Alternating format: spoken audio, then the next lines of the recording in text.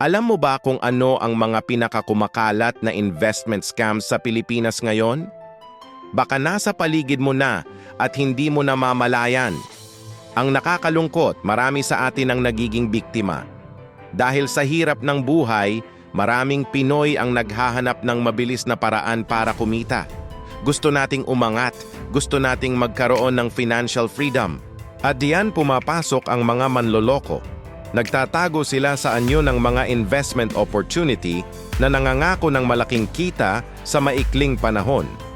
Ang resulta, libo-libo ang nabibiktima taon-taon. Nawawala ang pinaghirapang pera, nadudurog ang tiwala, at bumabagsak ang mga pangarap.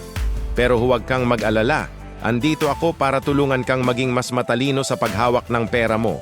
Ngayon, pag-usapan natin ang top 5 pinakakaraniwang investment scams sa Pilipinas para maiwasan mo ito. Una sa listahan, ang classic na pyramiding scheme. Ang modus, kikita ka raw sa pag-recruit ng mga bagong miyembro, hindi sa pagbebenta ng totoong produkto o serbisyo. Sabi nila, mag-invite ka lang ng 2 kaibigan, tapos sila mag-i-invite din at yayaman ka na. Pakinggan mo to. Kung ang pangunahing kitaan ay galing sa pag-recruit at hindi sa lehitimong produkto, malinaw na scam yan. Ang kumikita lang diyan ay yung mga nasa tuktok ng pyramid. Pangalawa, ang crypto pump and dump schemes. Bigla na lang may lilitaw na bagong miracle coin na wala namang tunay na gamit o teknolohiya sa likod nito. Dahil sa matinding hype sa social media, maraming bibili kaya tataas ang presyo.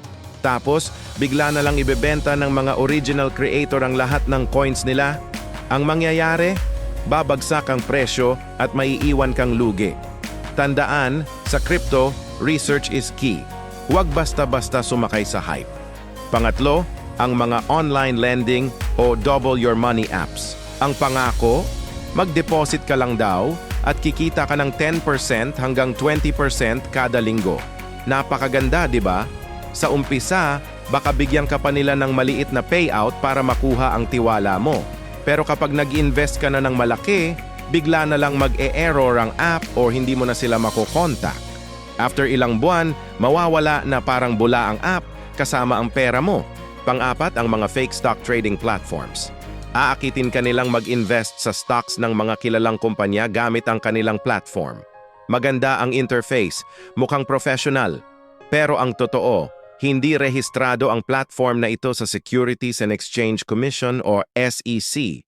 Ang perang pinapasok mo ay hindi talaga napupunta sa stock market. Napupunta ito sa bulsa nila. Bago mag-invest, laging i-check kung ang broker o platform ay lisensyado ng SEC. At panlima, ang social media influencer scams. Ginagamit ng mga scammer ang mukha ng mga kilalang tao, minsan mga celebrity o financial gurus, para mag-promote ng isang investment. Gagawa sila ng fake accounts na kamukha ng legit na account o kaya naman babayaran nila ang ilang influencer para i-promote ang kanilang scam. Dahil may tiwala ka na sa personalidad na yon, mas madali kang maniniwala. Laging mag-double check. Bisitahin ang official pages ng mga taong ito at tingnan kung totoo ba ang promotion. Isang mahalagang paalala, hindi lahat ng kumikinang ay ginto. Kung ang isang investment opportunity ay masyadong maganda para maging totoo, malamang hindi nga ito totoo. Laging gawin ang iyong sariling pananaliksik at i-verify sa website ng SEC kung rehistrado ba ang kumpanya. Ang pagiging mapanuri ang pinakamahusay mong depensa laban sa mga scam. Sa susunod nating video, bibigyan kita ng step-by-step guide kung paano malalaman kung legit ang isang investment. Kaya kung ayaw mong mapag-iwanan, i-click mo na ang subscribe button at i-on ang notification bell. Maraming salamat sa panonood. Ito ang Money Smart PH, tutulungan ka namin para ang pera mo lumago ng tama. Mag-ingat kayo palagi.